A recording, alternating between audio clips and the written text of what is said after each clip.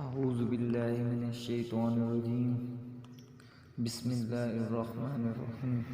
ویسے تو ہماری زندگیوں میں سے 1 سال کم ہو گیا اور ہم قبر کے 1 سال اور قریب ہو گئے، دنیا سے 1 سال اور دور ہو گئے، موت کے 1 سال قریب ہو گئے، زندگی سے 1 سال دور ہو گئے۔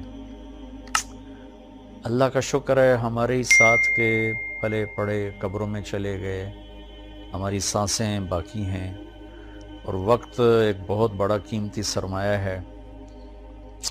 تو یہ نیا سال اللہ نے ہمیں دیا ہے، ہم اس کی قدر کریں، ہم اس کی قدر کریں، ہم اس کے اندر کچھ نیکیاں بھر لیں۔ اللہ تعالیٰ نے وقت کو بہت قیمتی بنا کر قرآن میں پیش کیا ہے، اوقات کی قسم اٹھائی ہے، والعصر، خاص طور پر عصر کے وقت کی قسم، اور یہ قرآن کی آخری صورت ہے، اس کے بعد قسم کوئی نہیں، اور قرآن بھی ختم ہو رہا ہے۔ تو ایسے ایک مناسبت سمجھ میں آئی ہے، اللہ کرے گا ٹھیک ہی ہوگی، کہ جیسے عصر کا ٹائم آتا ہے تو دن کے جانے میں ٹائم تھوڑا رہ جاتا ہے، شام اندھیرا آنے میں ٹائم تھوڑا رہ جاتا ہے، تو میرا اللہ آخر قرآن میں یہ قسم اٹھا کے ہمیں کہہ رہا ہے والعصر، عصر کے وقت کی قسم، کہ جیسے عصر کے بعد ٹائم تھوڑا ہے، اس دنیا کا ٹائم بھی باقی تھوڑا ہی رہ گیا ہے، تمہاری زندگیوں کا بھی ٹائم تھوڑا ہی رہ گیا ہے، جو کرنا ہے وہ جلدی جلدی کر لو اور غفلت سے نکل آؤ۔ اور 4 کام بتائے ہیں اللہ تعالیٰ نے والعصر کی قسم اٹھا کر۔ ایک، ایمان لے آؤ، الا الذین آمنوا، شکر ہم ایمان والے ہیں، وعملوا الصالحات، دوسرا اچھے کام کرو، نیک کام کرو، کبیرہ گناہوں سے بچو، ہو جائے توبہ کر لو، ہم کوئی مشین نہیں، اوپر نیچے ہونا انسانی فطرت ہے، ہو جائے گناہ توبہ کر لو، وتواصوا بالحق، ایک دوسرے کو حق کی بات کرو، تبلیغ کرو، جو تبلیغ کا کام، وتواصوا بالصبر، ایک دوسرے کو صبر کی دعوت دو، اس کے لیے تیار کرو۔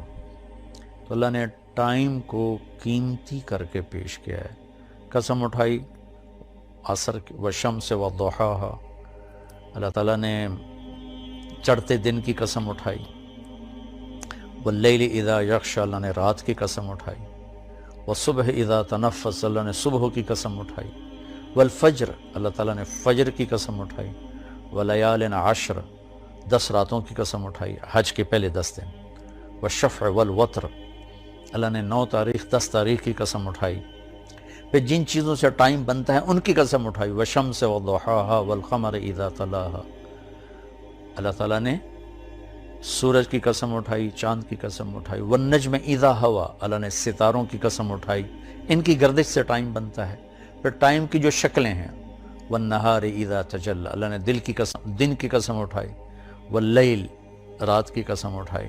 تو جتنے ٹائم فگر ہیں بڑے، ان سب کی اللہ نے قسم اٹھائی ہے، دن کی، رات کی، عصر کی، چڑھتے دن کی، پھر خاص راتوں کی، صبح کے وقت کی، صبح صادق کے وقت کی، فجر کے وقت کی، پھر حج کی 10 راتوں کی، پھر حج کے 9 تاریخ کی، پھر عید کے دن 10 تاریخ کی۔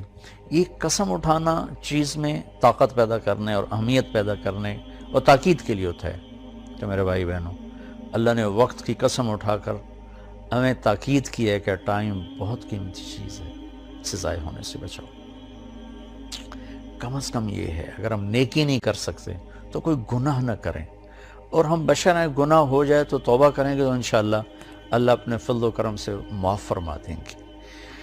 تو نئے سال کا استقبال تو ہونا چاہیے شکر کے ساتھ، لیکن مغرب کی آندھیوں نے ہمارے بہت سے چراغ بجھا دیے، اور ہم بھی اس رات کو اس طرح مناتے ہیں جیسے وہ مناتے ہیں جن کے سامنے نہ جنت ہے، نہ جہنم ہے، نہ آخرت ہے۔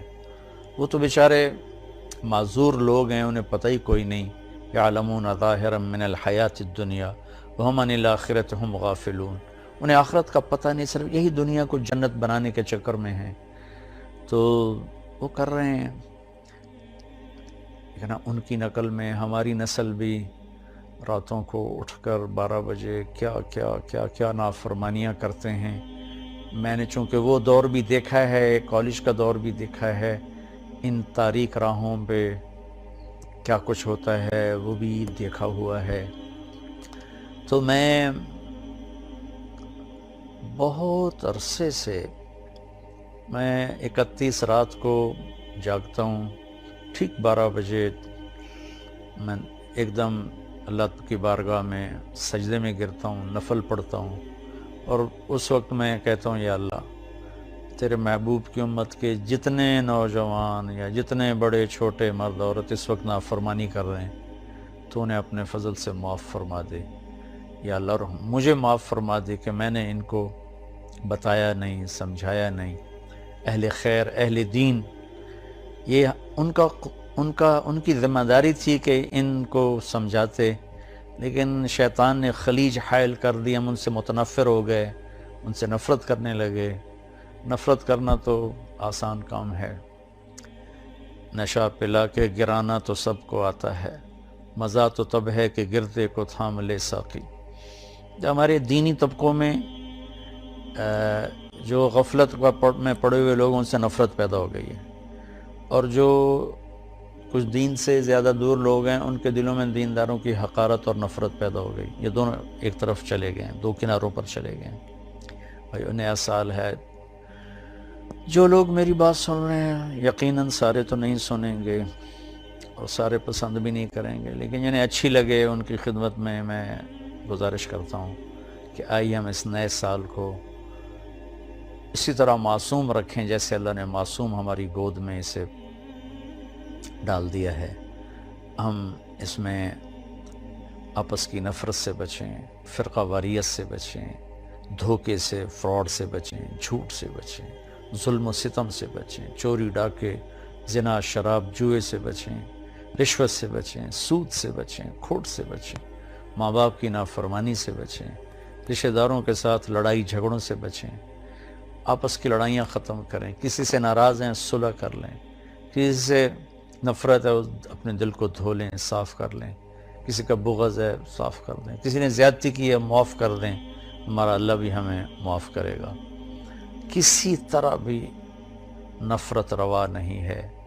میں بڑے منت سے ہاتھ جوڑ کے ان خطیبوں سے کہتا ہوں جنہوں نے صبح سے شام تک صرف فرقہ واریت کو ہی کہ پھیلانے کو ہی دین سمجھا ہوا ہے، اور کبھی کسی کو کافر بناتے ہیں، کبھی کسی کو کافر بناتے ہیں۔ اللہ کے واسطے اور بھی دکھ ہیں زمانے میں محبت کے سوا، راحتیں اور بھی ہیں وصل کی راحت کے سوا، دین کے اتنے مضامین ہیں بیان کرنے کو۔ لوگوں کو مثبت بات بتائیں، لوگوں کو پازیٹیو بات بتائیں، یہ کافر، وہ کافر، اس سے نفرت کرو، اس سے نفرت کرو۔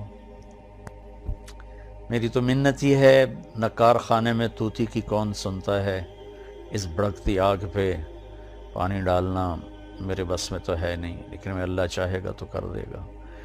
تو لیکن جو ہماری نوجوان نسل ہے ان سے تو میں ضرور کہوں گا کہ بچوں مسلمان بن کے چلو، امت بن کے چلو۔ تم کسی سے متاثر ہو، تم کسی عقیدے پر ہو، تم کسی نہج، مسلک، مذہب پر ہو، اس پہ باقی رہو، لیکن اوروں کو جگہ دو، اللہ کے واسطے جگہ دو۔ صرف ہم ہی مسلمان ہیں، باقی سب کافر ہیں۔ ان چیزوں سے واپس آ جاؤ، اس میں تمہیں تباہی کے سوا کچھ بھی نہیں ملے گا۔ میں نے دنیا پھری ہے، تاریخ پڑھی ہے، میں خون کے آنسو روتا ہوں جب مذہب کے نام پہ نفرت کی آگ کو بھڑکتا دیکھتا ہوں، سیاست کے نام پہ قتل و غارت دیکھتا ہوں، درد اٹھتا ہے، ایک بھوک سی دل میں اٹھتی ہے، ایک درد جگر میں ہوتا ہے۔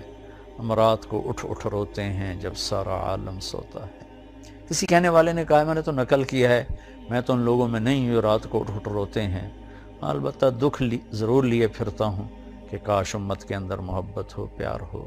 افسران سے کہتا ہوں بددیانتی چھوڑ دو، مزدوروں سے کہتا ہوں خیانت چھوڑ دو، تاجروں سے کہتا ہوں کھوٹ ملاوٹ چھوڑ دو، ذمہ داروں سے کہتا ہوں تکبر، ظلم و ستم چھوڑ دو، طاقتور سے کہتا ہوں اللہ کو یاد کرو، ایک دن طاقت کا نشہ اتر جائے گا، موت اٹھا کے سب کچھ لے جائے گی۔ چور ڈاکوؤں سے کہتا ہوں ہمارے بچے ہو، ہمارے بھائی ہو، آ جاؤ ہم مل کے توبہ کریں۔ فضیل بن عیاض بہت بڑے ڈاکو تھے، ان پورا عراق ان کے نام سے تھر تھراتا تھا اور کانپتا تھا، لیکن جب توبہ کی تو ایسے بڑے ولایت کے مقام پر پہنچے کہ اس زمانے کے سارے اولیاء کرام ان کے سامنے گھٹنے ٹیک گئے۔ ڈاکو سے اتنے بڑے مقام پر پہنچے، بادشاہ وقت بھی ان کے سامنے بیٹھ کر کانپتے تھے، یا لوگ ان کے ظلم و ستم سے کانپتے تھے، یا پھر ان کی ہیبت اور معرفت الہی اور محبت اللہ کی اور دین کا مقام جو ملا، یا پھر اس سے لوگ ایسے کانپتے۔ ہارون رشید جیسا جابر بادشاہ عطیات کی شکل میں ان کے سامنے بیٹھتا تھا۔ اپنے ہی وہ سب یہ غلط راستے ہیں۔ ظلم و ستم کا راستہ کبھی سکھ کا راستہ نہیں ہے۔ ممکن ہے آپ اپنی طاقت کے بلبوتے اور اپنے باڈی گارڈز پر 4 دن زندہ رہ جاؤ، لیکن آخر موت تو آئے گی نا۔ پھر قبر میں بہت خوفناک کام شروع ہو جائے گا کہ ظالم کے لیے زمین بہت تنگ ہو جاتی ہے۔ تو اب ہمارے بچے ہو، ہماری نسل ہو، میں تو تمہارے لیے بھی اتنا ہی درد رکھتا ہوں، چونکہ ہمارا ہی بچہ بگڑا ہوا ہے۔ مائیں تو ڈاکو نہیں جنتی، مائیں تو چور نہیں جنتی، مائیں تو کسی کو ظالم نہیں جنتی۔ ماحول معاشرہ ان کے ساتھ وہ چال چلتا ہے کہ کوئی کیا بن جاتا ہے، کوئی کیا بن جاتا ہے۔ حکمرانوں سے کہتا ہوں رحم دل بنو، ظلم و زیادتی سے بچو۔ تمام طبقات سے کہتا ہوں صدق و امانت، سچائی اور دیانتداری، 2 کام اپنے نبی کے ہم لے لیں، ایک سچ بولنا، ایک دیانتداری۔ ایک ہم جھوٹ نہ بولیں، ایک ہم دھوکہ نہ دیں، تمہارا سارا ملک جنت کا ٹکڑا بن جائے گا۔ بجلیوں کے بہتر ہونا بھی ہماری ضرورت ہے، اور چیزوں کا سستا ہونا بھی ہماری ضرورت ہے، لیکن اس سب سے زیادہ ضرورت ہے کہ ہمارے دیش میں سچائی ہو اور دیانتداری ہو۔ کھوٹ ملاوٹ کرنے والوں سے کہتا ہوں اللہ کے واسطے یہ ظلم و ستم نہ ڈھاؤ، اس کا بہت بڑا وبال دیکھنا پڑے گا۔ اور حکومت سے تعاون کریں، حکومت ہمارے ساتھ تعاون کرے، ہم حکمران ناجائز ٹیکس نہ لگائیں جس سے لوگوں کی کمر ٹوٹ جائے۔ تاجروں سے کہتا ہوں ٹیکس بچانے کے لیے چوری نہ کرو، جھوٹ نہ بولو، 2 رجسٹر نہ بناؤ، حکومت کو ٹیکس پورا دو۔ مجھے یقین ہے یہ صدقے کا ثواب لکھا جائے گا، اور میں نہیں سمجھتا ہوں کہ ٹیکس چورانا جائز ہے۔ اگر کوئی آپ کو فتویٰ دیتا ہے ٹھیک ہے، میرے سر ماتھے پر اختلاف رائے ہے، لیکن میری رائے میں ٹیکس بچانے کے لیے جھوٹ بولنا یہ اتنا ہی جھوٹ ہے جتنا کسی اور چیز کے لیے جھوٹ بولنا ہے۔ تو چند پیسوں کے لیے جھوٹ نہ بولیں، اپنے حکومت کی مدد کریں، ہم ان کو دیں۔ حکمرانوں سے کہتے ہیں ایسا ظالم ٹیکس نہ لگائیں کہ لوگ جھوٹ بولنے پر مجبور ہو جائیں اور ان کی کمر ٹوٹ جائے۔ تو اللہ تعالیٰ ہمارا یہ سال خیر و برکت کا بنا دے، اچھا بنا دے، ایک دوسرے سے پیار محبت کی فضا قائم کریں۔ عبادات میں نماز بالکل نہ چھوڑیں، کہ نماز کا چھوڑنا اگر کہیں بھی گنجائش ہوتی تو حسین عالی مقام کربلا کے مقام پر ان کو حق بنتا تھا کہ وہ ظہر کی نماز چھوڑ دیتے، لیکن انہوں نے زیر خنجر تلواروں کے سائے میں اپنے خون سے وضو